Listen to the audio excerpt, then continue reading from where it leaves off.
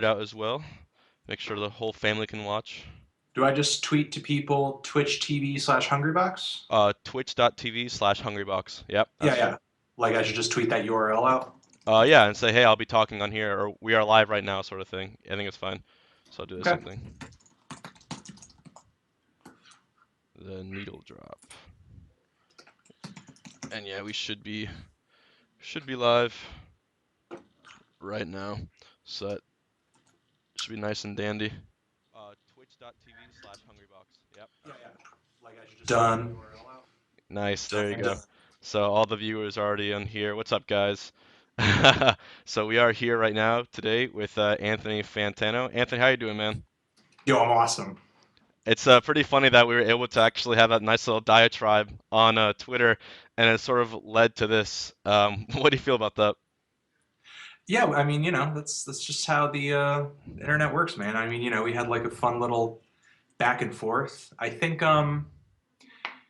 we each have our kind of like our insane passions about particular things, and then our audiences sort of follow us for that particular passion, and then it sort of becomes hilarious to them when they realize that we're actually into other things as well, I know. because they think that like they're only into that one thing, or like when we actually talk about enjoying other things, or like it's just like worlds colliding for them. I mean, I Exactly. remember when you first tweeted at me, people were like, holy shit, he watches needle drop, what the hell, this doesn't make any It's like who would sense. have thought? Exactly. It's Smash for a lot of people is their life. It's their main passion in life. Maybe it's music, maybe it's art, whatever have you. But like I think the way I take it, since I've been a student for in college for engineering now for 4 years, and I've had to balance a relationship and school and Smash and all that. You know, life's about taking just whatever avenue you want to. You might as well experience as much of it as you can. So it is really nice though to speak with you because I do respect you very highly as a reviewer and a music critic. I watch your videos a lot. I have gotten a lot of insight, a nice little different sort of perspective to a lot of the albums I listen to. Some which I have I have right now. I might talk to you a little bit soon about that. So Sure. obviously love your videos. But first off, I do have to ask you, since we are on a Melee stream right now, what do you know about not just Melee but Smash Bros in general? What do you know about the scene? What do you know about Yo, dude, man, I I didn't even know there was a scene. I'm it? gonna be honest, and like I have little to no familiarity of the new game, though I want to. Like um, I'm sort of just considering how much money I need to put away to get a Wii U and just get the new game. And plus, I really want to get Mario Kart 8 because that Um, was another game that I was super obsessed with when I was younger. And whatever new Zelda they come out with, I mean, definitely three of my favorite video game franchises right there. right. And also, I haven't heard too many bad things about the new Mario game on Wii U either.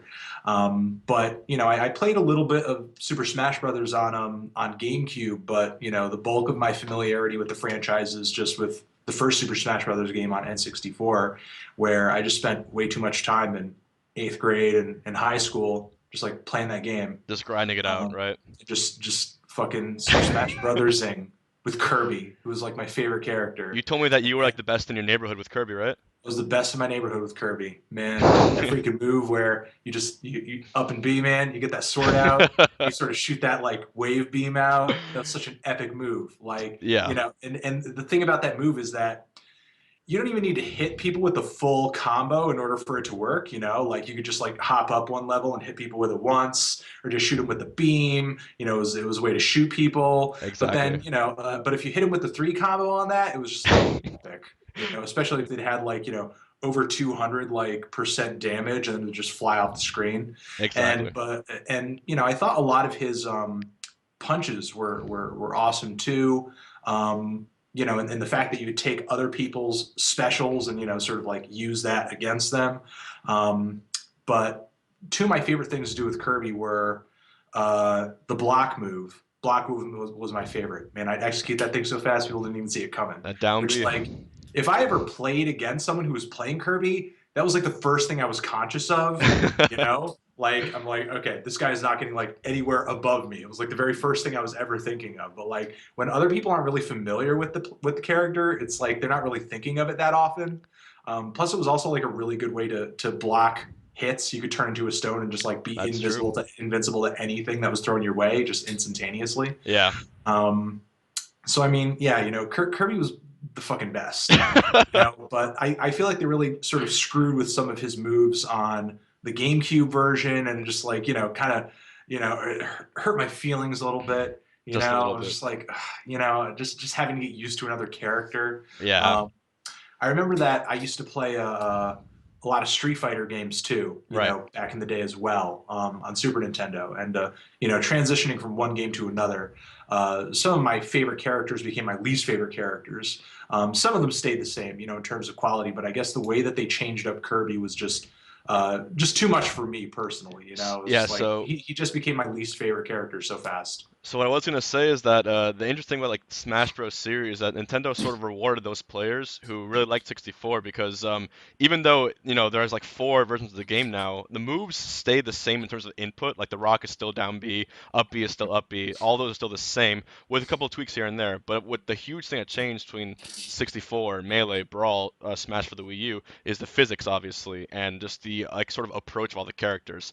Kirby was actually really good in Brawl, and he's decent in the Smash Bros for the Wii U. There was a big invitational, and I got invited, and I used Kirby as that just because her fundamentals in that game were really really good. But in Melee, she's just completely fucking garbage. She's horrible. She's like Kirby's the worst character in the game, and so I sense your pain in that. I use Jigglypuff, which is another like pink puffball in the Yeah. game.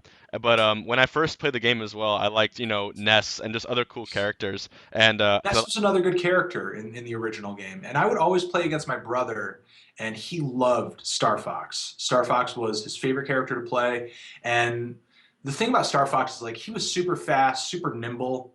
Wasn't anything I could really get a hold of personally. Like whenever I would play him, I remember like I couldn't get him to do even half the shit that I could get Kirby to do.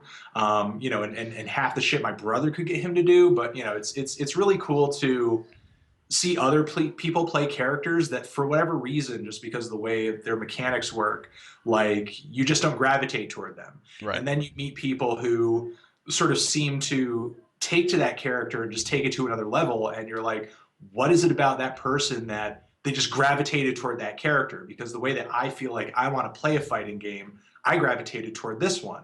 And it wasn't even really for any other reason that I just thought Kirby played well. It's not like he was, or she, I don't know if there's any kind of like I say she. I don't know definite, why. like, because to me Kirby's always been super like androgynous. Yeah, he has been. Yeah. Um, uh, uh, but to me Kirby's just played really well in the Melee series. So that's why I really gravitated toward that character, and then to sort of just see other people play other ones and just sort of really kick ass at them when I would first start playing them, I was just like, okay, whatever, these moves are all right, You're you right. know. And there's a lot of theory crafting in Smash Bros as well, because there's of course there's the competitive scene, there's the casual scene, and you will see a lot of casual players simply play the character they want to play because they have familiarity with it, they have fun with it, and there's a lot of Kirby players for casual players. And unfortunately, in the competitive scene, we don't see a lot of Kirby players in Melee just because of how limited the character is. But every once in a Uh, while, you gotta pick her up and just inhale someone off the edge and just fuck with them. It's just too much fun to give up with that. So it is really interesting hearing your perspective on that. And you are part of the tri-state area, is that correct? yeah, I'm in New England, in Connecticut. Okay, yeah. So there's actually a pretty big Smash Bros. Scene for any Smash game there, I'm pretty sure, Really? in Connecticut. Yeah. So all you have to do is, I'm pretty sure, go on a Facebook group and just look up Tri-State Melee, I believe that's what it is, or East Coast Melee, and that's Mhm. where you get started. From there, you can branch out to all the Smash game groups and everything. And we would love to have you at a tournament, man. I think that would be a great thing. I'm gonna have to Google that. Dude, if you come up here to, either just up here in CT, or if you're just like a state away, or if you're a train ride away, I might have to like, come with you I think we'll have to to do that pretty soon. one of these tournaments. So the big scene up there, a big tournament is called a Xanadu. It's Xan. It's spelled Xanadu. And it's hosted by the top Smash Bros. Streamer named Gimmer. And if you go to Xanadu, they have tournaments every single week there. I think you could definitely make some time to go to one of those. And I think there's one called Hall of Gaming as well. Those are the two, Xanadu and Hall of Gaming. I'm pretty sure are the two big ones near your area. So Google It's those pretty and. hilarious. And the stream right now is blowing up. They're all saying like, "Is Cal Cochesta gonna make an appearance?" You can go to Apex, all the things, man. Dude, it's like, I used to, uh, so much of my time when I was a kid in late 80s, early 90s, 2000s was just like eaten up in Nintendo games, and it's just really cool to see how far people have sort of taken the culture on the internet, you know. Right. Not only are there people out there who are sort of talking about the medium and the art form like you, but just like people are just like really coming out to support it and gather around it.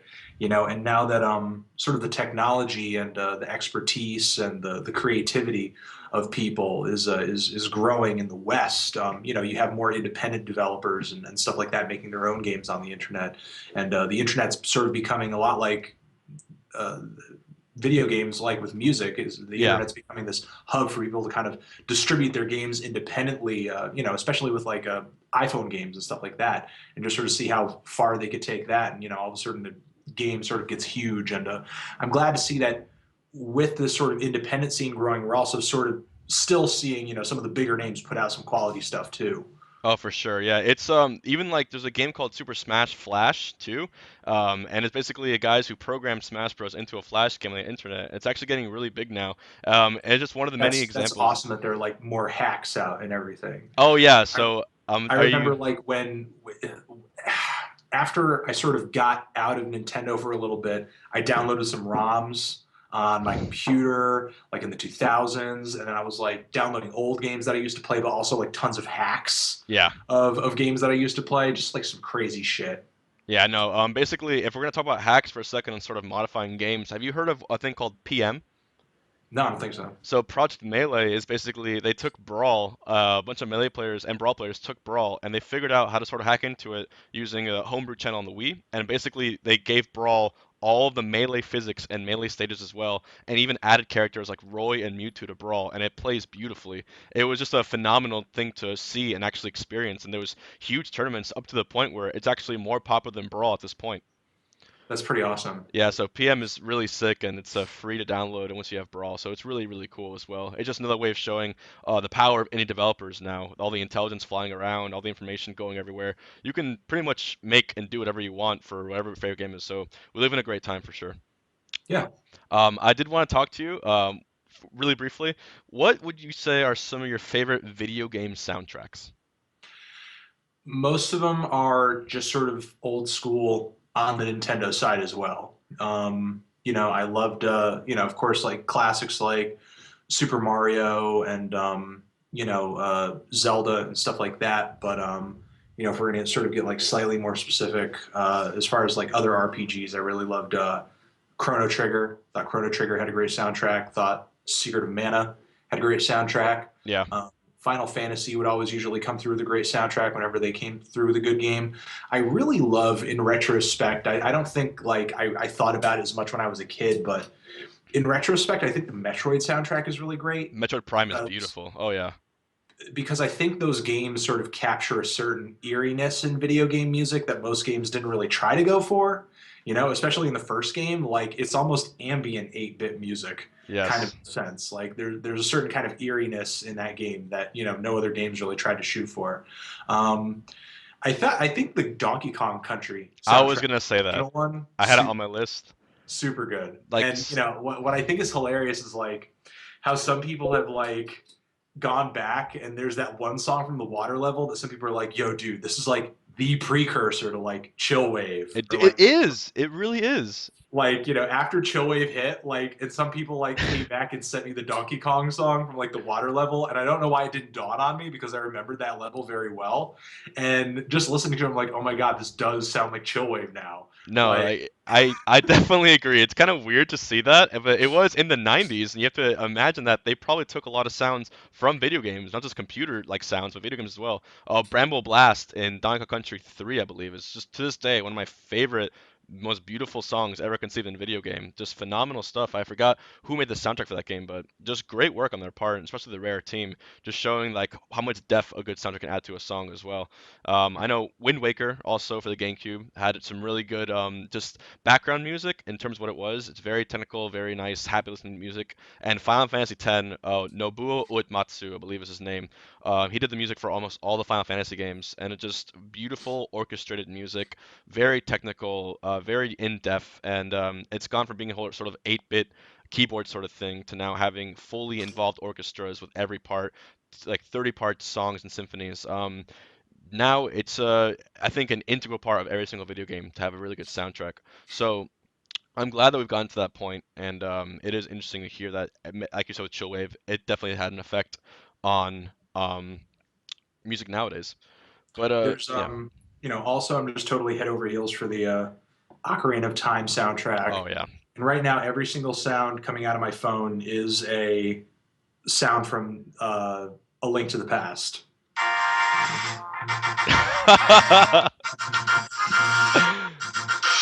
So that is every sound coming out of my phone right now. There is every single sound coming out of my phone is from A Link to the Past. That's very good choice. That's sick, dude. So yeah, there you go. Um, So I mean, like, it's not something. Video games aren't really something I keep up with publicly right now because it's just like not really the needle drop. Like right. that's not really what the needle drop is about. And the thing is, there was a time when the brand was smaller and I could be like a little more laid back with it, and it was just really more about me. But nowadays it's just kind of like, maybe I'll get like a personal Twitter where I can talk about more personal things in the future. Right. But nowadays it's just kind of like it needs to be just music centered because that's kind of what it is. I You know, understand. and the thing is like, when people sort of familiarize you with a brand, and and that's on purpose. I intend for that to happen. People sort of associate anything you say, with that. So if I'm talking about video games, people are still thinking of it as the needle drop. They're not thinking of me as just Anthony Fantano, regular guy who might be into numerous things, including music, Of but course. like just the music nerd guy. He likes video games too. You know, It's like you were saying with the whole clashing of worlds sort of thing. Like it's unexpected that you might like something else and be interesting in another like pretty much part of society that isn't necessarily music, especially indie music as you sort of dabble in. Um, That still is great to see. Do you ever see yourself on that topic? I know you mentioned having more personal Twitter. We talked earlier about you potentially streaming, live streaming reviews, or perhaps having your own channel on Twitch. I know you used to have a blog channel, I believe, where you live streamed. yeah, I had a blog TV channel where I did sort of music live streams where I would invite people who watch the show in. I would ask them to send me songs to review, and it would literally be nothing other than first come first serve. So I mean there was nothing deciding what song should be chosen other than you put it in first. Right, Um, which I mean there are pro sides and con sides to that. The con side is that some of the stuff that people randomly send you can be crap. right, But the pro side is that the mix of songs you end up getting usually ends up being more eclectic than if you had everybody vote on what you should be reviewing, which like, you might end up with like a really bland decision at the end of the day. Like everybody could just unanimously decide you should review Radiohead, which like, is fine. There's nothing wrong with Radiohead, but it's just like I knowing what I know about the people who watch my show and indie music fans in general, I know that that would show up. And the fact that it would be such a predictable request is kind of a turn off. right. Like whenever I would do these live streams, of course, bands like Radiohead would show up in the suggestions, but every once in a while, like some crazy shit would come through. Like I learned about this rap group that Ezra of Vampire Weekend used to be in before Vampire Weekend. Yeah, with the pizza And song. there's this great song on there about pizza party, Yeah, pizza song. and yeah, that song became so popular in the live streams that we would outro every live stream with that song. That's perfect. So no, not a single live stream could have been ended without playing that song. And then Blog TV kind of went under, and then we slowed down and stopped doing the live streams. So if I could use Twitch as a platform to start doing them again, that would be really exciting. Yeah, I think a lot of people would love to see that as well. Like you said, Twitch is a very interactive site. You could obviously have people recommend and just send you songs, pretty much have them played directly on your channel. You could have sort of emotes where you have your face or Cal's face sort of pop up whenever you want to when they subscribe to you as well. But I think they'd also be notified whenever you went live. So maybe you, of course, you have your videos, which you edit and you make and you produce for those big albums that come out. But maybe for smaller albums or smaller things where like maybe I'm not sure if I should review it or not. Is it going to be predictable sort of thing? That's why I think live streams would be a perfect outlet for that. And I think a lot of people would love to see that, especially with the music channel on Twitch. I think it'd definitely be a welcome thing. And a lot of people would love to see that. Not a All doubt in right, my great. mind. The Twitch check is in the mail. Sending the Twitch check is in the mail. It's in the mail Exact, now. Thank you, exactly. representative for Twitch. It's on the mail. There you go. It's in the mail. So I did pick out a couple of albums here from my CD collection. I know I collect CDs, the lost art of CD collecting. Hey, Um, dude, I got a big box of them right here. So oh, good. We can share our boxes. I have a thank hungry you. box full of CDs. I just had my CDs all packed up for a minute there, and now I'm unpacking them, and just got Nice. a bunch of CDs right there. So Well, we can take turns, but I'm sure the ones that I show you are probably a little more well known, of course, not super indie, but I'm gonna pick out a few of my favorites from here that I just immediately saw. Um, first off being this is one of the hottest albums of the past 5 years. so this is Sunbather by Deathheaven. And Yeah. Deathheaven is what genre would you basically call this? Because everyone's arguing about the genre. What would you call this album? I would say it's a fusion of a couple different genres, which I think is why there's so much argumentation over what genre it is. I mean, they most definitely pull from black metal, and not just any kind of black metal, but kind of like this recent string of American black metal bands that are a little more atmospheric, kind of inspired by post rock music. Bands like Wolves in the Throne Room, for example, they most definitely pull from that recent string of American black metal bands as recent as like the mid and late 2000s. And then they fuse some emo and post hardcore in there too, which is most definitely heard in some of the melodies that they pick in the vocal style. Sometimes the vocals come out in kind of a harsh, wretched, early mid 90s Nordic black metal style, but then you're kind of getting, a bit more whine and just like tone in the screams that's most definitely emo-esque. And what I think this band has done really awesome, not only just write some good songs on this album, is they've kind of bridged those two vocal styles that I think people at one time would have just seen as like just being from two different worlds, not would have, but did see as completely different things. And I think they've kind of brought them together so much that they've kind of blurred that line between those two vocal styles so much that it's just kind of like, yeah, I mean, they are kind of similar in a way. They do have common ground. And, at the end of the day, I think any band that could come through and even if it does piss off purists, They, um, create common ground between different musical subgenres, I think is great.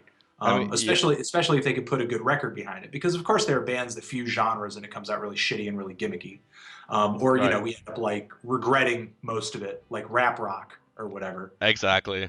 It's just But crazy. It's hard to believe that like so many people were like they were butthurt over this album becoming like so well reviewed and so popular everywhere because people didn't think like those genres should intersect. But it's just going to show that, like in more recent times, I believe like two different genres like they can fuse together harmoniously if you have musicians talented enough to do so. And I've seen them live twice, in Orlando and in Phoenix, and they were extremely consistent in both shows. And I did sort of understand sort of like the whole almost a shoegaze element to their yeah, music. It's just like the ethereal vocals that they do. In this album, the harsh screaming vocals are sort of muted. And I think they did that on purpose to sort of emphasize the musicality instead, maybe the melodies of the guitar progressions and all sorts. Do you think it was a bold strategy on their part to have those vocals muted, or would you want to hear more of those vocals as their strong point? I thought the vocals were in a good place in the mix, really where they should be, given just how it's really the guitar style and just sort of the sound of the guitars that leads me to feel the vocals were in a good place in the mix, because as you just said, there is kind of a shoegaze element to it, which does come from some of those recent American and a few European as well, atmospheric black metal bands. They pull from that shoegaze element as well. Maybe not so directly that you're like, yeah, man, this sounds like My Bloody Valentine. I mean, it Yeah. doesn't sound that close to the roots of that genre. But they most definitely pull some techniques from that style with the sort of slow moving glacial walls of guitar sound. Exactly. Um, so, Deathheaven pulls from that as well. And do I think they're the best band to do that? In my opinion, I prefer Wolves in the Throne Room's earlier stuff. Sure. There's some other American black metal bands that I think are a little bit more experimental that I like more. But what I think is good about Deathheaven is that they write good songs and they do it in a way that is accessible, and that's proven in just how much the album's taken off. For sure. Um, I mean, if you're I think they can most definitely be a bit of a gateway drug for some of these more experimental American black metal bands if you're so interested in that, Right. you know. And what's cool is that I didn't really expect this album to come out. I heard their debut. I remember doing like an audio review for it, playing it on my radio show that I was doing at the time, saying it was pretty good when compared to a lot of the other American black metal bands that were around at that time. It was already a trend by that point. I thought they weren't the most distinct band, but they definitely had, some technical aspects down. They knew how to make that kind of music, and they had some good tunes on that record. Right. And, essentially with this next album, they really ended up doing what I hope, just, come through with a more distinct sound. And by that point, they were writing longer songs too, so their songs are way more epic than they Right. used to be on their debut record, which I think really ended up pushing them up to that next level of popularity. Yeah, the debut record had basically four really long songs, and they were also very epic in scale, very like similar to this album. But Sunbather basically had interlude tracks in between the four main pieces, and Yeah, I really love that contrast they put into there. I thought that was and very I thought clever on that their I part. thought the crescendos though were bigger. I mean, Yes, no, some of the songs on the debut were long, but like when the songs on this newer record got huge, that was really explosive. And I don't know, what are you as a fan sort of hoping for with this next record? Because even though I did like this record, I kind of feel the same way I did after the first album, in that I don't know where they're going to go, honestly. Like, how far could they take it from here? I'm not totally sure. so the thing with Deathheaven, like their most recent song came out was I think from the kettle onto the coil, and Yeah, yeah. it was like 6.5 minutes long, not as long, but still pretty long and still epic in scale. I wanted to make sure that as a band they don't try to um, put too many things into it, too many instruments, too many extra aspects. Because I think the formula right now is literally spot on. They just have to continue with the sort of sunbather idea, and they should hit gold because it wasn't too far off from the first album. And when a band changes way too much, it either alienates most of their fans or it brings a bunch more. Sort of like when Bon Iver, and I actually have I think Bon Iver's debut right here. Yeah, when Bon When his Iver last album came out. Right. So Bon Iver, basically their first album, he recorded this in Wisconsin in the woods, and Yeah. when he did that, it wasn't really, it was just a beautiful folky album. And when Bon Iver, the actual second one came out, which was a self-titled one, which was incredibly lauded by many magazines and reviewers everywhere, the second self-titled LP, he added so many instruments, so many layers of depth, and most people loved it. They thought it's because it took a person as talented as him who sort of was aware of what he was able to do with his music and was aware of what like depths he was hitting to do so. But it's a very intricate, delicate process that an artist can do. The thing about Death Heaven that I think can be kind of tough is, while there is something new about their music, and that's the black metal element. While black metal isn't anything entirely new, the internet has allowed the American music listening audience to connect with that genre in a way that they couldn't have before, because black metal used to be an incredibly inclusive genre, not very friendly and open to outsiders. Um, uh, and when some of these first American black metal bands, not first, but the more recent ones that got hot, like Wolves in the Throne Room, started getting popularity, there was this large online backlash from some of the European black metal communities and American black metal listeners as well, who knew about that Nordic stuff and knew about the old school stuff and were more familiar with that school of black metal, and didn't like artists coming in and just sort of fucking with the art form, and changing it around and sort of, changing its basic elements and altering what made it what it originally was. Yeah. So bands like Wolves in the Throne Room caught a lot of heat for doing what they did artistically with their music and also ideologically too, because they had like this long manifesto on their website about how they're environmentalists and so on Right, and right, so right. and there are bands that came a little bit later, like or rose to popularity a little bit later, like Liturgy. The lead singer of that band actually has, and I don't know if he stands by it anymore, but he called the black metal that his band played a transcendental black metal, and had this sort of long-winded manifesto where he was kind of putting down a lot of that old school stuff, Yeah. in kind of in a really dismissive way, and it caught them even more heat to the point where I believe even their van had been vandalized during one particular tour date. So these American black metal bands haven't always been welcome, um, and I think, but still though, this whole black metal thing is a newer sound to American listeners. So I think a band like Deathheaven can come through and essentially play shoegaze and play post rock, but fuse it with black metal and have it feeling like something new to people. But I sort of wonder if they might end up suffering the same fate as some of these post rock bands that were getting, I don't want to say popular, but were actually downtrending Right. around the time that this American black metal stuff started uptrending. Because by the time Explosions in the Sky was coming out with their follow-up record to All of a Sudden I Miss Everyone, people were just like, oh, another post-rock album. Okay, it grows and it gets big, and then it crescendos, and then it trails off, and it just kind of became this thing that people, I don't know, the novelty of it was gone for people. And while post-rock is one of my favorite underground rock Oh genres, yeah. as a trend, I feel like it kind of wore its welcome a little bit. And it sort of became like a little bit of an echo chamber of, so many bands copying one another, and there was more saturation than there was originality. Right. I guess I just sort of, hope that, Death Heaven doesn't suffer from the same fate and can sort of adequately keep their sound and keep their fan base, but also continue trying new things, to just kind of keep people interested. Because I think that's definitely a tightrope walk. Like as you said, you don't want to alienate fans, but Of you want course. to give them something new too, to make them feel like this new album is worth putting out. So, Because I'm sure yourself, you play video games and you've seen sequels of video games come out, and sometimes you play them and you're like, why did they even make a new version? You hashtag know? Brawl. Yeah, Brawl was. Yeah. Yeah, a lot of people felt that way about Brawl, and it's just the thing with sequels is always gonna have that maybe aspect to it.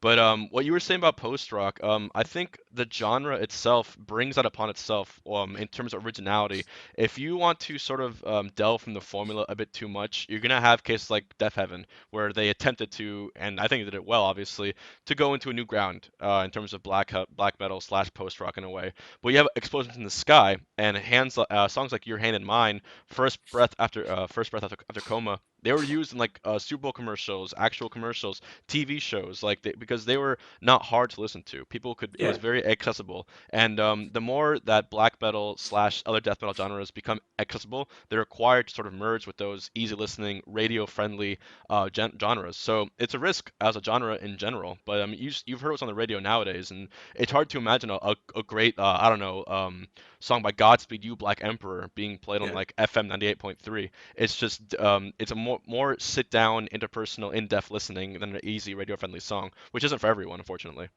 Well, the thing about, and no band tries to do this. No band goes into a genre anticipating that this is going to happen. But when it comes to super defined, subgenres of rock music, or really any genre that becomes a trend of some sort, there's always one artist whose approach is most definitely distinct.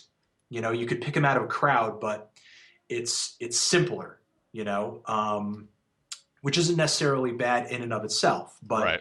Um, but if they take this simple approach and they get some kind of popularity, any artists who are looking to hop onto that bandwagon as well see that simple approach and they're like, ah, I could do that, and that ends up with that ends up creating that saturation. Because in my opinion, when post rock really started to get going and you started seeing all of these smaller bands like try to hop onto the genre, try to come out with post rock albums, they were most definitely sort of analyzing Explosions in the Sky more than they were like a Sigur Rós or a Godspeed You Black Emperor. Oh, for You sure. know, I can't count very many bands that sound like those two groups. But over the years I've heard numerous groups like, okay, so you've heard basically the first four Explosions in the Sky albums, and you're like, let's do that. Right. In a way, Cannibal Corpse is sort of like that for death metal. Interesting. And I think Cannibal Corpse has some great death metal records. Yes. But their approach was super simple, super straightforward, very brutal, very hard hitting. And I think that a lot of metalheads who wanted to get into death metal sort of hopped onto that sound. Whereas you had groups that were way flashier, way more technical. Maybe there was like a little bit more of an element of songwriting, like your Deaths or your Atheists or something like that, whose sound wasn't necessarily something you could kind of straight up copy. Yeah. You know, in a way, Cannibal Corpse not only is their approach simpler, but in a lot of ways it just kind of fulfills all that standard rule of thumb sort of criteria for death metal too. And in a lot of ways, I think Explosions in the Sky does that for post rock as well. I feel like they have all those most basic elements of post rock that you could look for, but they're still a good band. Whereas like you have groups like Sigur Rós and Godspeed who bring in drones and noise and vocal clips and vocals and Falsetto. Yeah. a multitude of other things that aren't necessarily needed when it comes to making post rock. As far as how people define that genre anyway. I understand now. I agree. Would you say that Mogwai, I think I think pronounced Mogwai, would you say they took that approach to sort of their genre? Because I consider them in their own sort of subcategory, the way they do things. I think honestly, Mogwai has been like to me, Mogwai has been a post rock band that wish they never were a post rock band. Yeah, I've seen them, I've read them on record as saying that Young Team is their least favorite album that they've done together. it's And hard to believe. ever since Young Team, they've only ever changed up their sound, Like there aren't any other records in the Mogwai discography that sound quite like Young Team. In my opinion, I think they try to go into each record with a different theme, and I think now with some of the electronic stuff they've been doing on their past few albums, they're just like completely in another galaxy. Oh yeah, While in a lot of ways it still is instrumental rock, it does carry a lot of sort of the same basic elements. They're not working with a lot of the same, I think, sound palettes that you would say they're working with on Young Team, which is still my favorite Mogwai album. right. And is still one of the best earliest records of that genre. But to me, Mogwai is sort of a band that some bands are happy to sort of think of themselves as in a genre, and sometimes that makes it easier for them to create. There's some artists who welcome limitations because that gives them sort of a rubric to work within. Yeah, Whereas other groups, I think, are really unhappy with being categorized in a genre because instantly that signals to them what they can't do. Because once I'm in this genre, that means there's this multitude of different things that I can't do if I'm going to stick in this genre, which people exactly. sort of expect me to be in. Yeah, you're in those boundaries because you have Yeah, to meet an expectation as well. and I think Mogwai is one of those bands. I think they're one of the latter. They're always looking for. I don't want to say I don't want to say something that's going to displease fans. Because they're constantly working outside of fans' expectations.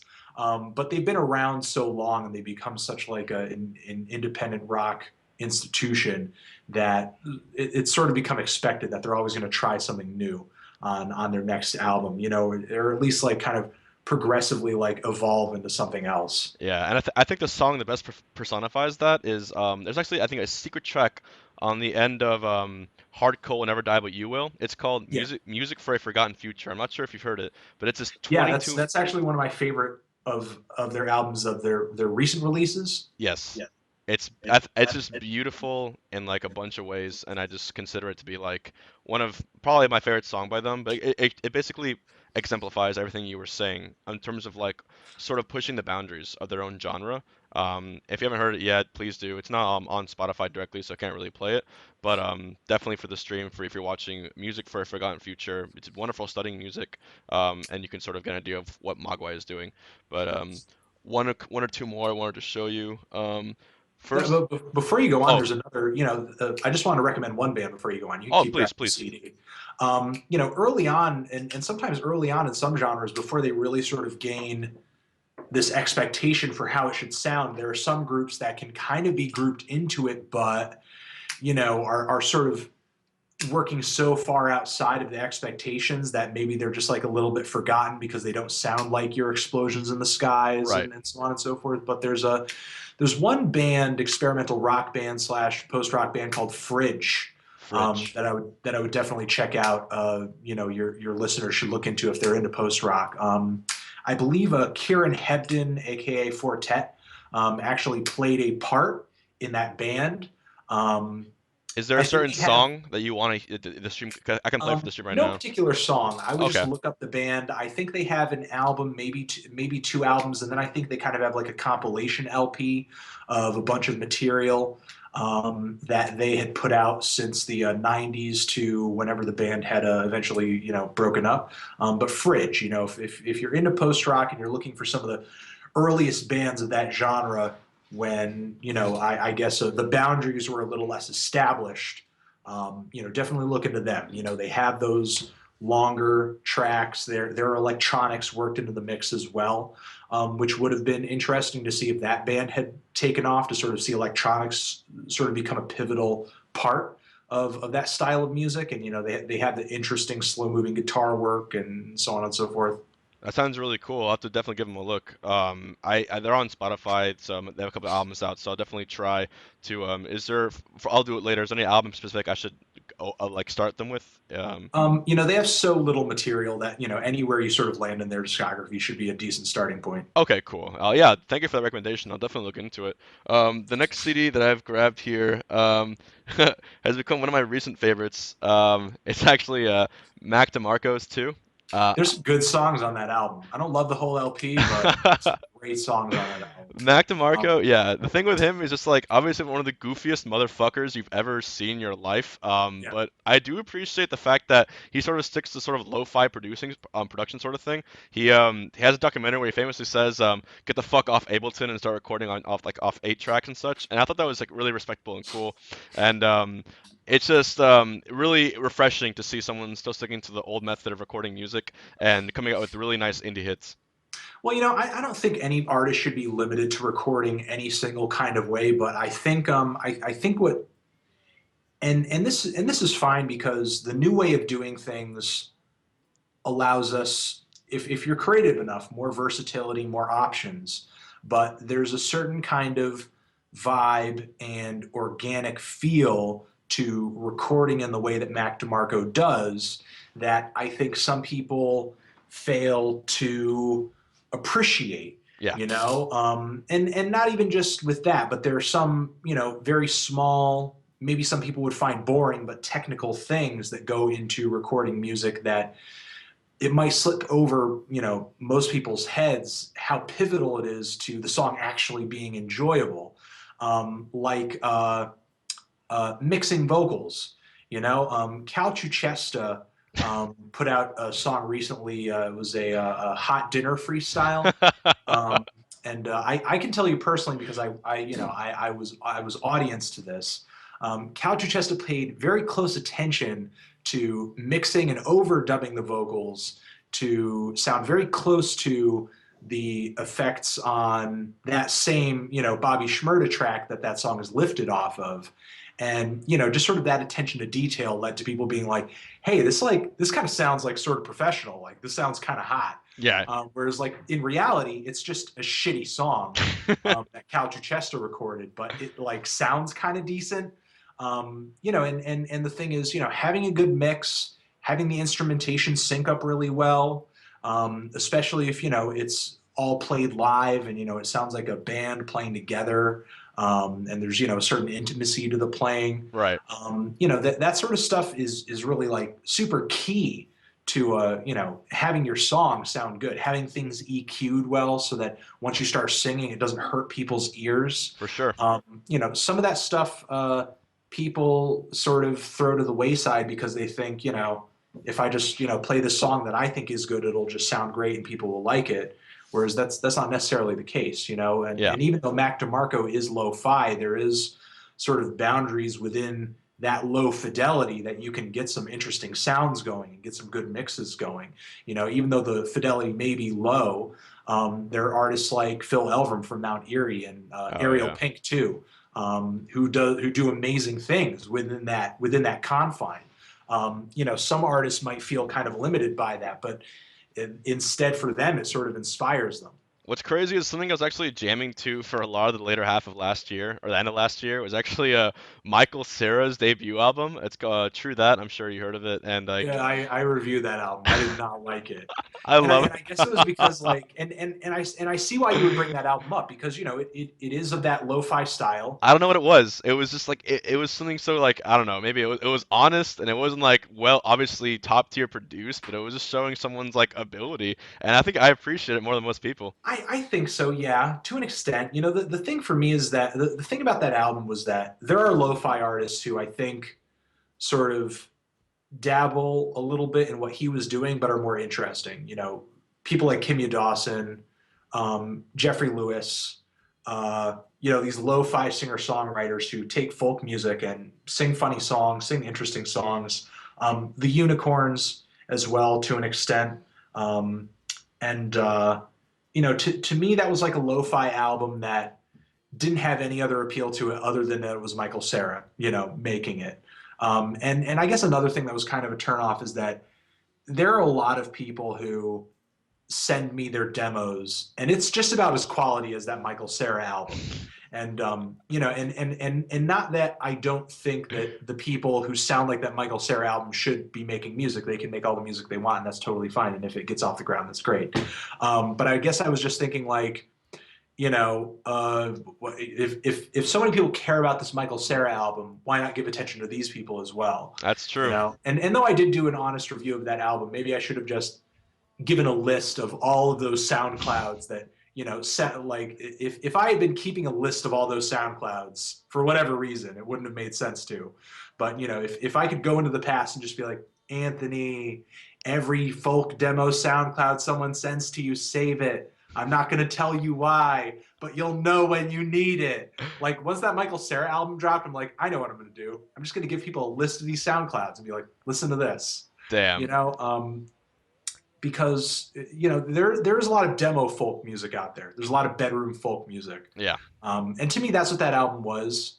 And while I guess it did give us a reason to pay attention to that style because it's Michael Cera making it, um, to me it wasn't like a high watermark for like bedroom recorded folk music, I guess.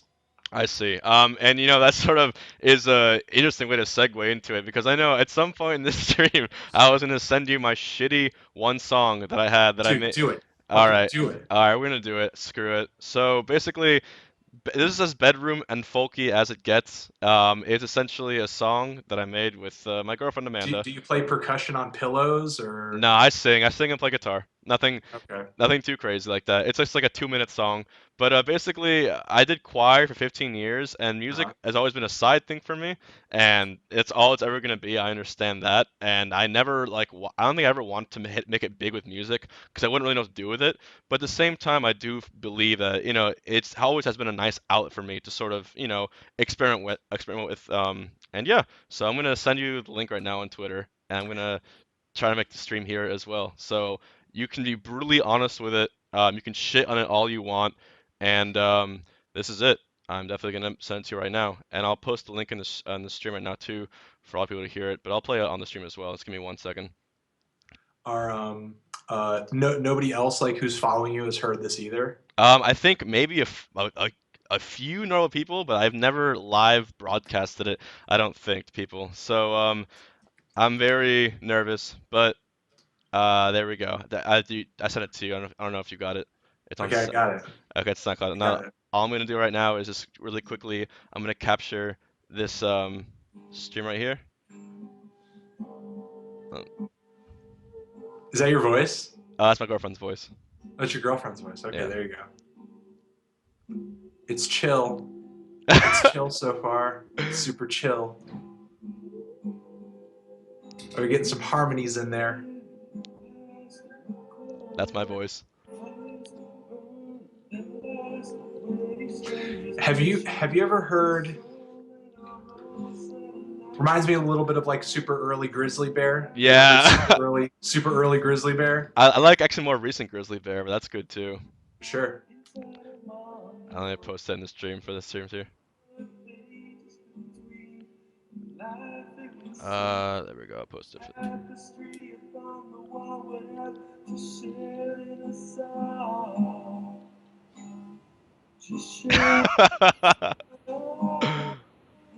I'll play it for the stream again after he's done listening to it. That way they can hear it.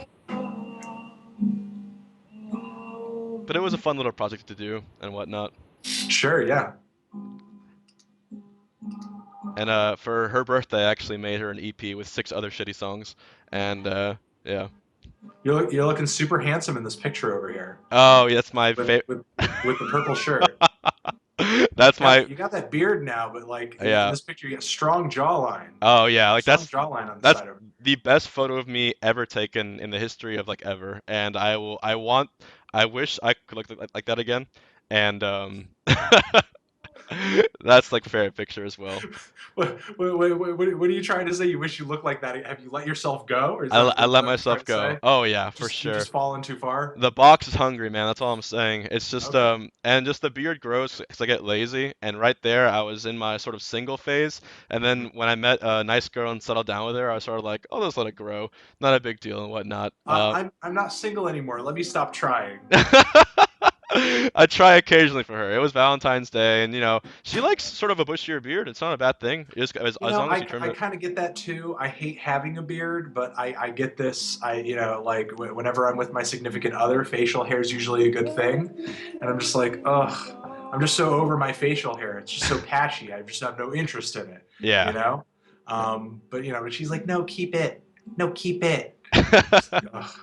But now it looks so terrible with my hair. Uh, Like I can't just let my hair go and then let my beard go and then I just look like a mess. No, Anthony, I think I actually commented on one of your videos a long time ago, and I'm actually forgetting now what I said. But you would either had just given yourself a complete shaved, almost bald head buzz cut, or you had started growing hair or a mustache. I'm not sure what it was, but I said, "Don't do this," and then like obviously you didn't see it, but I am by and You far know, not the.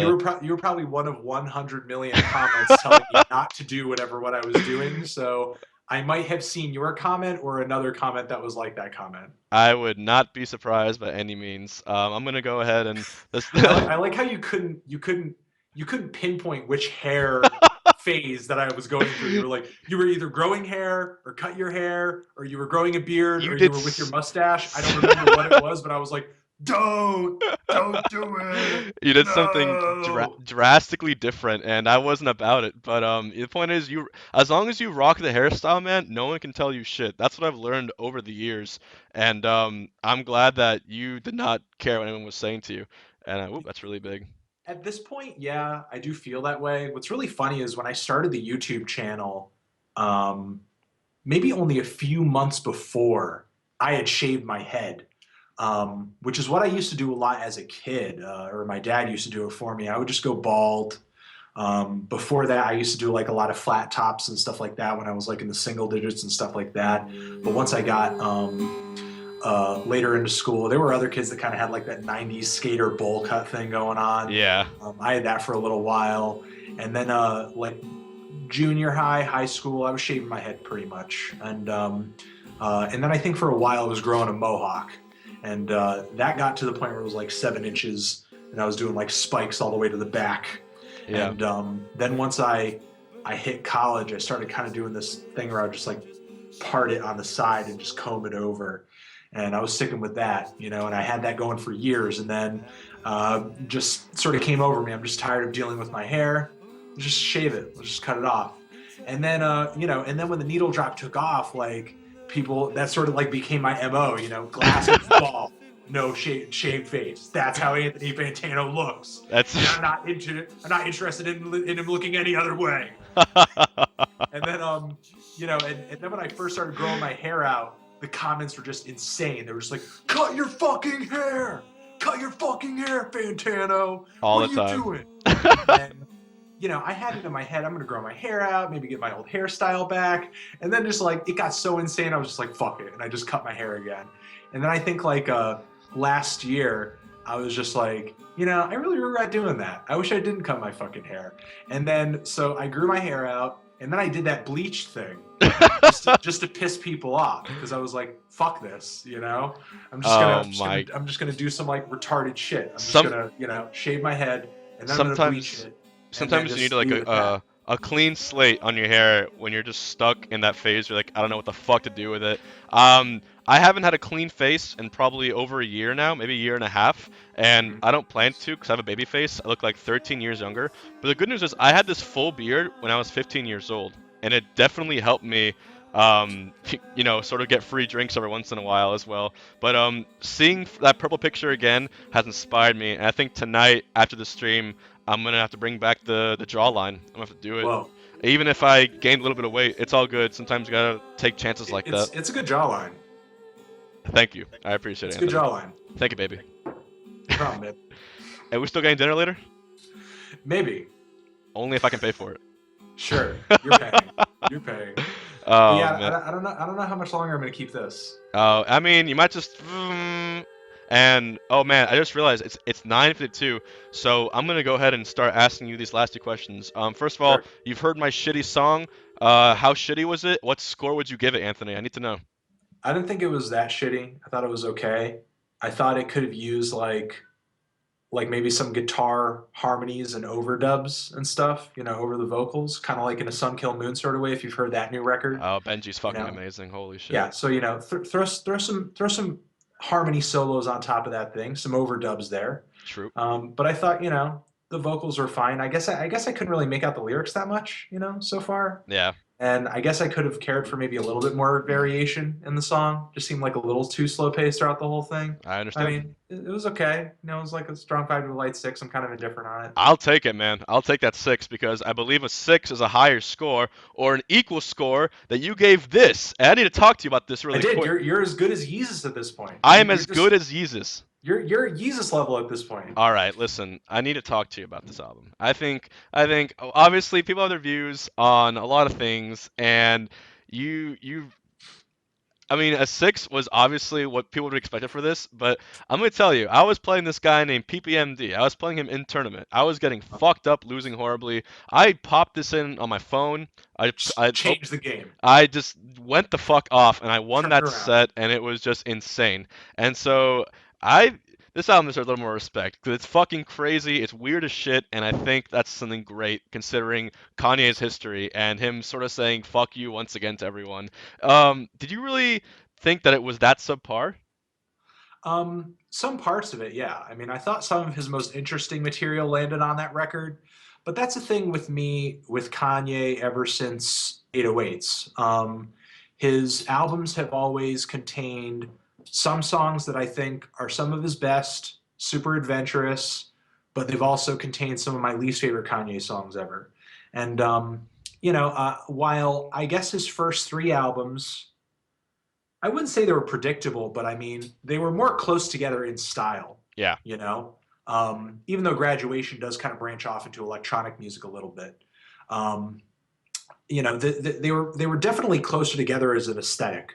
And with every new album that he's put out, he really seems to change up his sound in a super volatile way. Yeah. And there's some artists who do that, who I'm kind of equally disappointed with sometimes. Because changing up your sound so violently, can lead to hits, but some misses too. And I think Kanye, make sure that there's at least a handful of super solid tracks on every album, and then just kind of lets his random ideas sort of take them wherever they may on the deeper cuts. Yeah. And if you dig that album, you dig that album. If it gets you pumped up, it gets you pumped up. If you're a wrestler you're essentially kind of telling me that like Black Skinhead would be your intro music. I mean, yeah, Like, yeah, essentially. essentially, Like, pretty much. if I were a wrestler, I'd be coming out to some Death Grips. Oh, wait, I'd be hold coming on. out Death to. grips. You mentioned death grips now, so I need to sort of ask you a question about death grips, and because I know you and I have already both heard Jenny Death. We both heard the full version already, so Yeah, we both heard it 10 times over. we already heard it 10 times. It's kind of subpar of answers, but Jenny Death It actually when? rips off Yeezus. Exactly. You just inspired death grips, so it wasn't the other way around as well. But It when just came full circle. full circle, Anthony Fantano, Jenny Death when? Jenny Death when? Honestly, like I think Death Grips is two things. Not only are they a musical act, but they're also kind of like in a way they're also performance art, you know? Like they don't fun They split up, didn't they? Like they're done. Are they? we're not totally sure, Because what you was that know? album they Because released because with? that's the thing. Death Grips, I think Death Grips is not only a musical experiment, they are, but I think they're also an experiment in how a band should function. Because if you had, like let's say, have you ever heard of Gary Vaynerchuk? I think I heard one of his things like a year ago, He's once like this briefly. really weird social media guru, Yeah, you know? yeah. And if you had a guy who was like on his level, but for music, and he like came out with a checklist, he came out with a definitive list of all the things you need to do if you're going to be a successful band. I feel like Death Grips is an experiment in doing the exact opposite of every single thing that that guy would recommend that you do as a band. Whether it be come out with music that you think there's an audience for already, to having a social media presence, to serving your fans and giving them what they want, to showing up to performances, and not having penises on your album covers, actual penises. Actual Um, penises. you know, they seem to just do the exact opposite of every single thing a band should do to be successful, and yet they continually have success and popularity. Um, so I think there are a lot of bands out there that have sort of spit in the face of music artistically and Right. tried something completely different, but played the game very safe when it came to their band as a business. And Death Grips plays both of those games dangerously. They play art dangerously, and they play how their band should function dangerously as well. And it continues to keep fans engaged. And that side of it, I'm not really supposed to critique because that doesn't have anything really to do with the album. Yeah. I mean, the music is the music, the context is the context. You can't separate them entirely, but I try to focus on the music more than anything. Um, I mean, in it's terms of how I'm feeling about what's on the record. yeah. But You were saying sort of that like the the interactivity that Death Grips has with their fans, because yeah, it's like an art project, an or art. even lack thereof, Right. because Exactly. I think Death Grips, what makes them so interesting is, they're one of the few bands, one of the few newer bands in the internet age, that really maintains a sense of mystery. You know, there are older artists and some newer artists too, like Flying Lotus, for example. I think he Yeah. does a very good job of kind of being a little elusive. But Death Grip's even more than him, because he'll do a straightforward interview if he has an album coming up. But even them, they're like super shadowy, with how they interact with people, and they're far from predictable, in terms of just when you're going to hear things, what they're going to do, and what they're thinking, how they're feeling, whatever. Yeah, they're mysterious as shit is what I would say, but that is the only way that they should be making music like this. There was that one time, it was a show they were gonna show up to, and they ended up just not being there at all in protest of, I believe, a fan's suicide, I believe. Um, and if that doesn't like hit home in terms of like sort of hitting that retrospect with your fans, I don't know what does. Like they are just showing they're clearly in it not for the money, they're in it for the art, I would say, whatever or lack thereof, as you mean. Mhm. It's a statement that they're trying to make, that many, if not any other band, is probably too afraid to make and fear they're going to alienate anyone who listens to them. But it's a bold strategy, and I think that's exactly what what they've been doing is the only way it should have been done for that kind of music. Yeah, I think so. But honestly, I think a lot of bands could learn from the way that they're handling themselves as a group. Not that I think that every group should just sort of release their album for free and get kicked off of their label, but I think there are other artists out there who could do with a little bit more mystery, or could maintain their careers a little bit longer if they sort of learn to keep the press and their and fans looking to learn about their personal lives sort of at bay, because at the end of the day, while it may seem like fans really want to get to know you, it's only because at that point they know so little about you, Yeah. and they sort of see you as a god, and without totally realizing it, that sort of helps fuel their interest in you, but simultaneously they also kind of want to break that down and learn what you're actually like. Whereas, maybe people need to sort of stand by and sort of or stand back and realize that, like, they're a musician and they're making great music. They don't need to be anything else. They don't need to be a really cool person. Maybe aside from making music, they're really fucking boring. Yeah. And if you are, that's totally fine. But if that's sort of your MO, then maybe you should kind of just keep that away from people. Not unless maybe sort of being a regular kind of everyday person singing about everyday things is kind of what your music's all about. But if you're doing some weird experimental shit, um, I think some anonymity could be a good thing. And even if you're making pop music, look at Daft Punk. You Yeah. know, the masks, the robots, the look. People are drawn to it. And whereas other people their age are just sort of aging and looking old as fuck. Yeah. Every single time they come back for a new record, they look cooler than ever. Their helmets are more expensive, their suits are more They've awesome. upgraded. Yeah. Yeah, they upgrade, and MF Doom as well as an example. Like, yeah, he is an aging rapper at this point, but sort of that mask, that Yes. character that he raps as, that's an unchanging thing. That character doesn't age. That character is an abstract. He's an idea. I do think he's overdue for an album recently as well, something like really just groundbreaking. I think he's capable of it with that persona as well, and that reminds me of bands like Gorillaz, for instance, where Yeah. you don't really think Damon Albarn, you think 2D and Noodle and Russell and everyone behind those characters when you do the live shows, and it's a really cool thing for the audience to see and watch because it's the Gorillaz playing music, not really necessarily people. Yeah, exactly.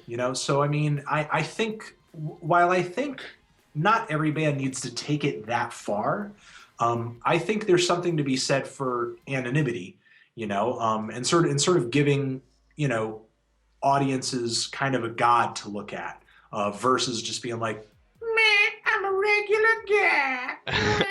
Meh. Whereas, like, unfortunately, like, for music listening audiences, that's not exciting enough. And I feel like if you're going to make music as a career, you have to have some kind of element of that.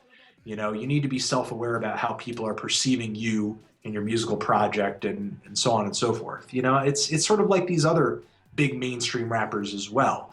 While people like Kanye or Jay-Z or Drake, it may seem that they're like playing it super fast and super loose and really off the cuff.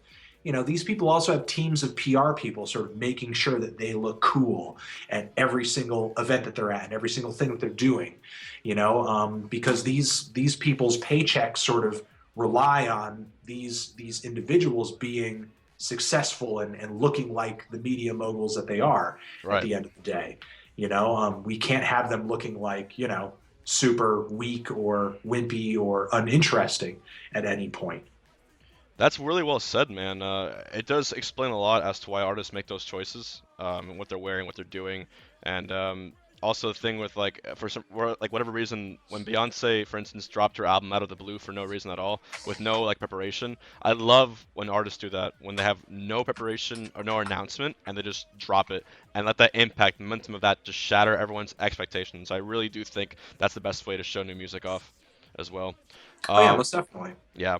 So yeah, we are actually at 10:04. I don't want to take up too much more of your time, Anthony. It was really great having you on here. I suppose the last thing we are gonna do is, as you know, there's a chat on the side of this bar. If you're on my channel right now, you can probably Yeah, see. on it.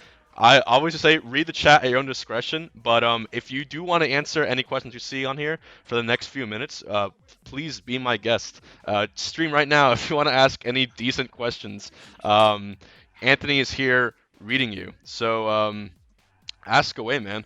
I can also find some and just read them to you as well. But as well,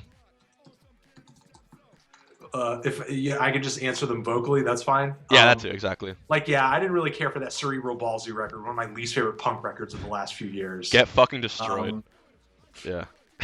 oh no, my bad hairline. How bad is my hairline?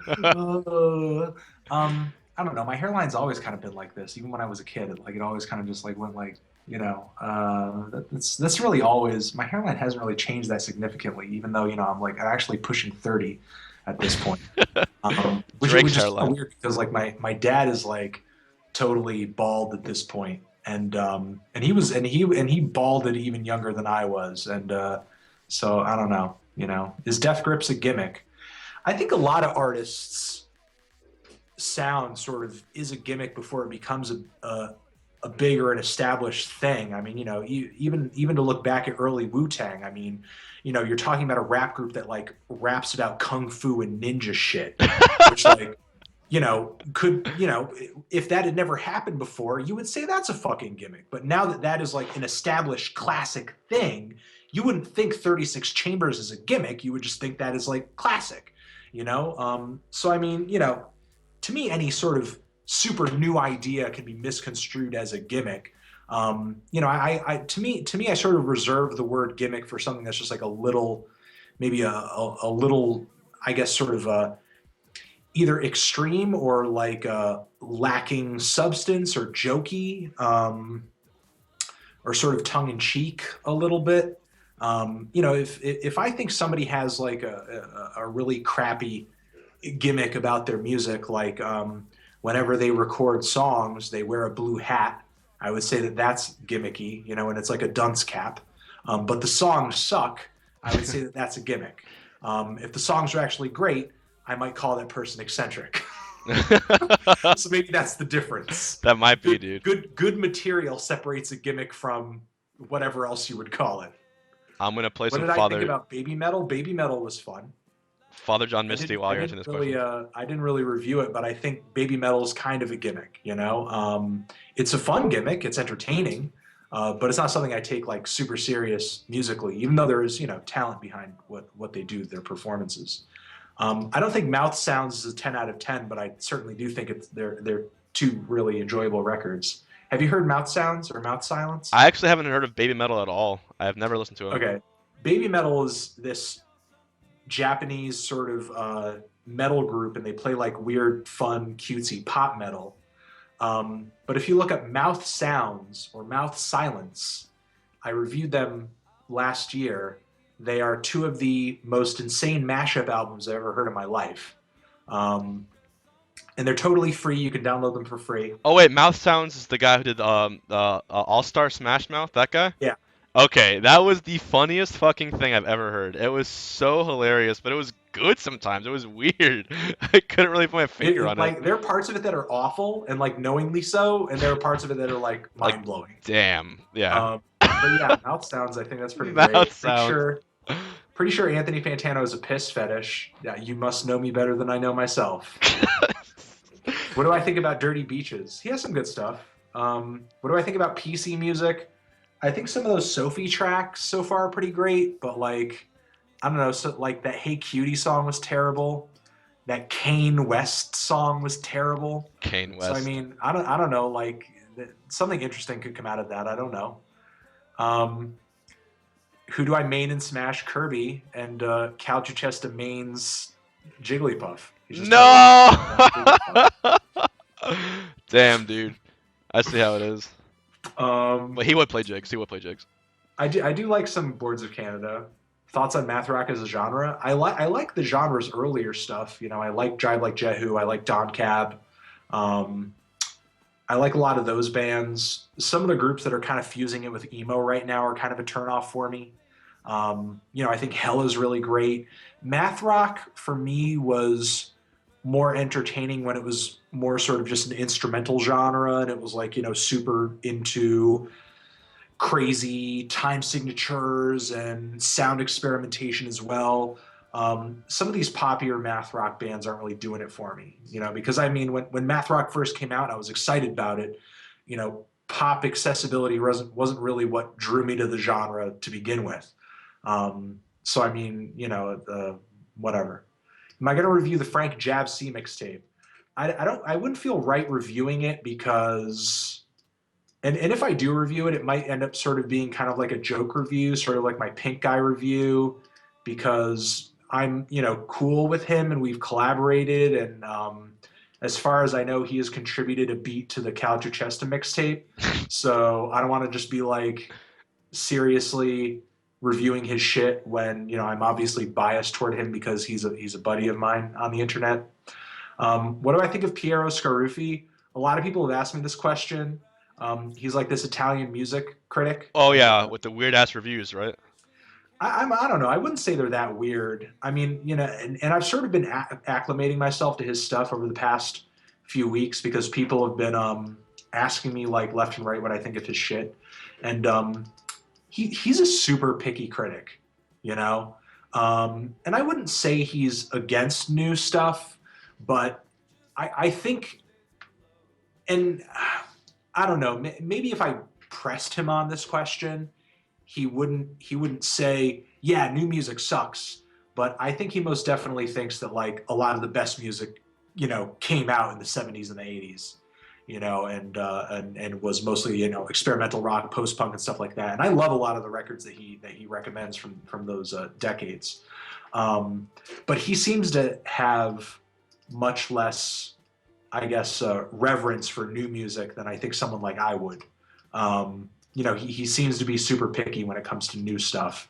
And, though sometimes I guess I don't 100% get some of his critiques. Like, he reviewed that new Savages record when it dropped, and um, he said, this record's okay. The guitarist isn't that talented, and the vocals turn me off sometimes, but then again, I think they're interesting sometimes. Some of the tracks are great, but there are some tracks on here that are total garbage because it seems like they wanted to rush the album to get it out to monopolize on the hype. But the bass player is amazing. She's the best thing to happen. And I believe that year he named her as the greatest bass playing talent of the year that album came out. And I'm just like, wow, like he just must have really loved those bass lines. And it's And I things like believe even though he hasn't gone head over heels for Death Grip stuff, he named Stefan of Death Grips one of the best like lead singer talents of the year that one of their albums dropped. So, I mean, I think he definitely is very open minded, to experimentation and different things. But I think he sort of has his favorites in the past. That's established, and but he does seem to be doing a pretty good job of sort of keeping his finger on the pulse of what's new. Um, my thoughts on Trap Mask Replica. It's an okay record. I find it a little more interesting now than I did when I think I first bought it on CD, like maybe a year or two into college when I was getting into Frank Zappa's discography. Um, but yeah, I mean, he's interesting. I think Trap Mask Replica, while it is his most definitive record, it is one of his weirder records. I prefer albums like Lick My Decals Off, Baby, and Dock at the Radar Station. mhm. But yeah, Captain Beefheart, he's great. Christgau, I have not, you know, become an expert on yet. So um, I thought the Colbert Report Kendrick Lamar track was pretty good. I'm kind of disappointed to hear that it It's might not not gonna be be on on the his new CD. album. I'm so pissed off. And apparently they wrote that in one day before the fucking song came out, which is like mind blowing to even think about. So And I'm yeah, I thought I saw a fucking Thundercat there too. he Like, was just jamming on the bass right there, and Anna Wise was there doing vocals as well. So they had the whole thing set up. It was just very hard to believe. so I don't know. Just even if that song doesn't end up on the record, I hope Thundercat ends up on the record at some point. That'd be cool. But I thought that song was great. It was a pretty interesting song. But maybe the reason the song isn't going to make it on there is that it doesn't fit in with the narrative. And I think so far the songs that he's given us have been pretty interesting in terms of the messages that they're trying to convey. I think the song "I" says a lot about self love and self esteem, Right. and and I think Kendrick Lamar, he did that one interview for Billboard where he was saying he was going as far as to say that um, uh, black culture or African Americans don't self respect enough or aren't respecting themselves as a culture. If I read that correctly, and I think that's something that he was saying on The Blacker the Berry a little bit.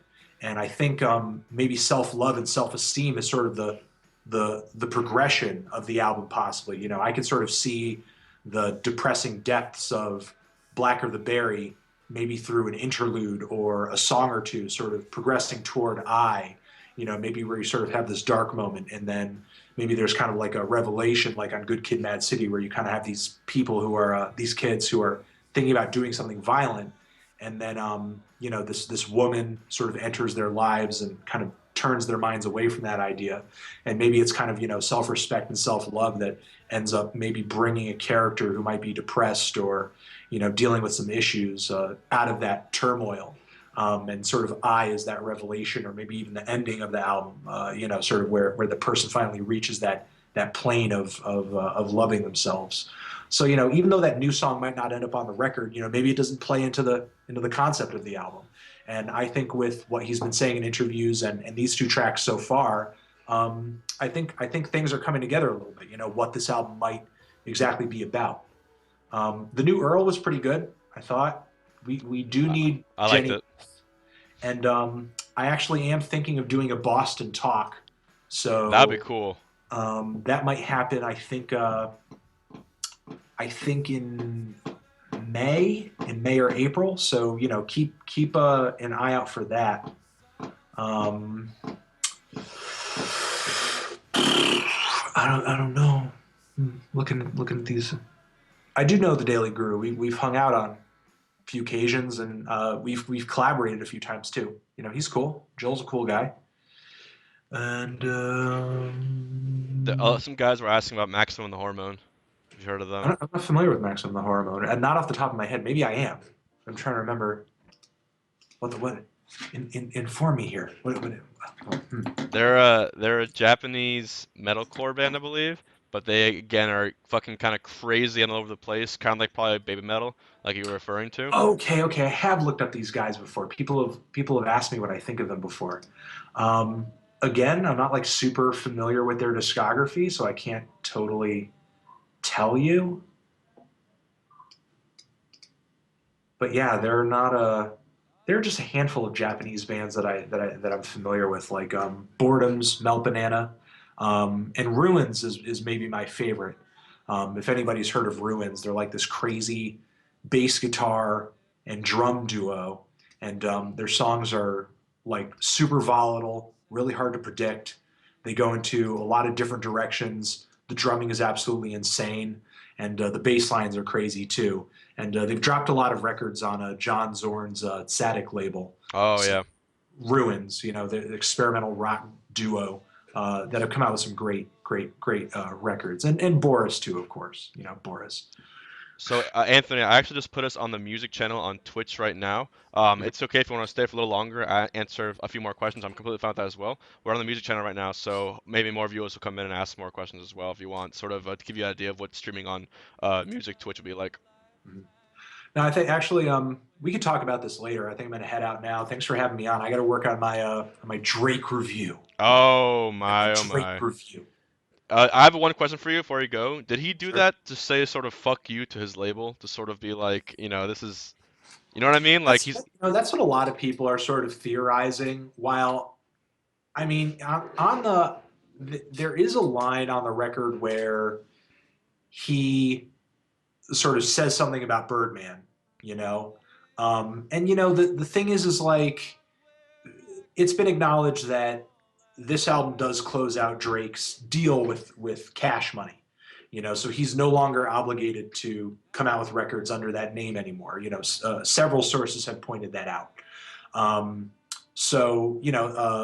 while I wouldn't necessarily say it was like a fuck you. It was most definitely like he's following Wayne.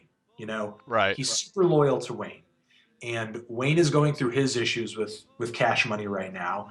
And Wayne has expressed that he wants off the label, and when he gets off the label, he wants to take his Young Money artists with him. And Drake is one of those artists. And Drake is obviously making that move to either go independent or hop onto whatever record label Wayne is going to be pulling together down the road.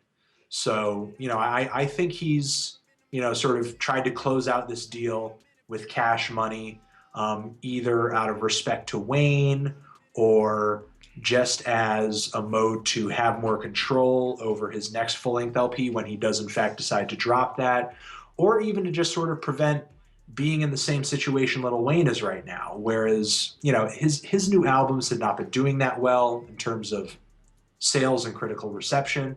I mean, And the quality has dropped in his albums as well. I mean, it's not just yeah, like everyone can hear it, so he's not trying as hard in terms of lyricism, production. You can, and everyone can hear it.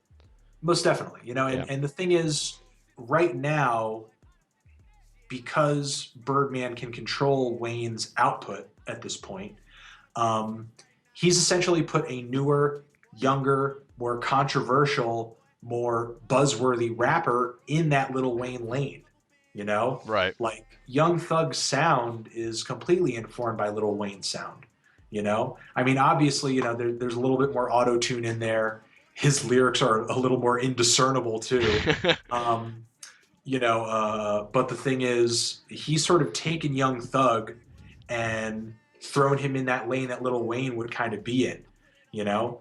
Um, and as a result, in silencing Lil Wayne, I think he's kind of given Young Thug even more attention, and it hasn't necessarily hurt him either, which is kind of interesting. Right. A lot of people are pissed off with Birdman. I don't think anybody necessarily blames Young Thug with what's going on with Lil Wayne right now, but Young Thug doesn't necessarily seem to be stepping up and speaking out on behalf of Lil Wayne, and sort of seeing the unfairness of the situation. He doesn't really seem to be speaking out about it, I and understand. seems to be happy to kind of take advantage of the situation. Yeah, I mean, I think Drake is just being loyal to Wayne.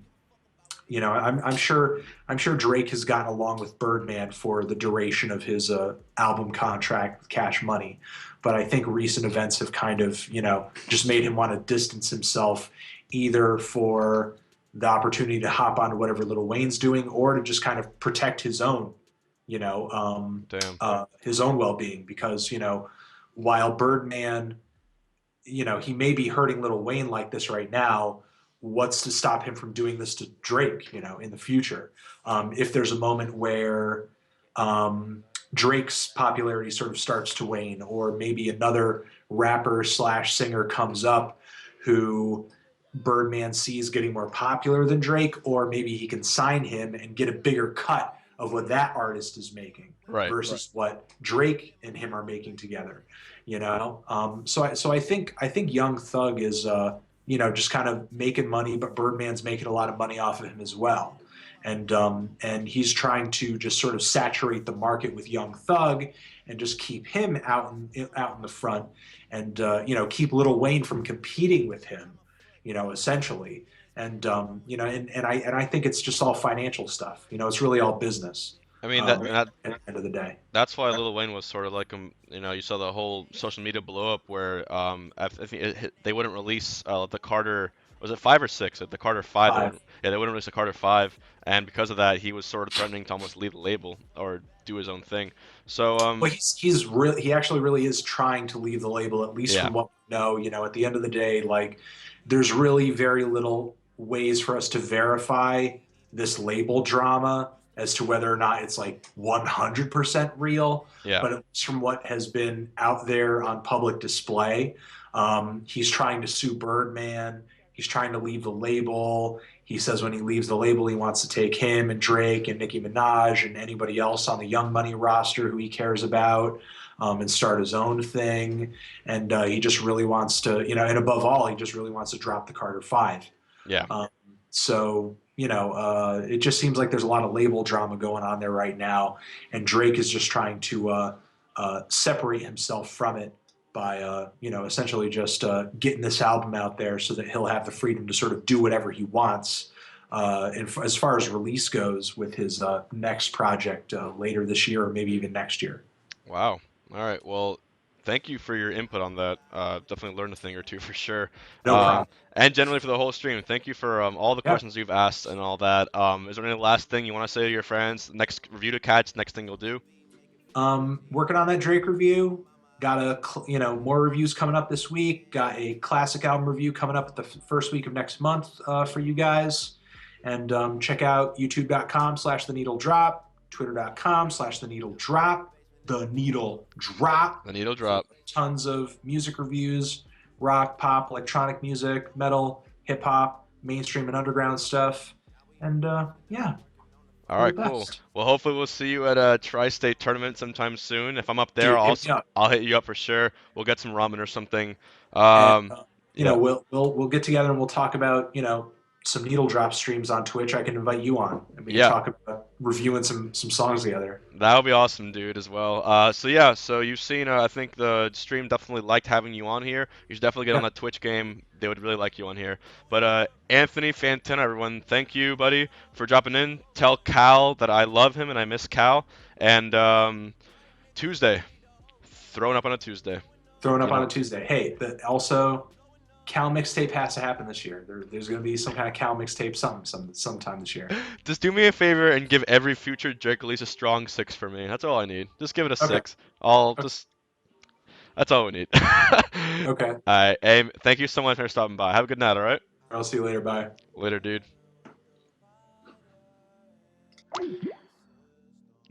Well, damn. Well, damn.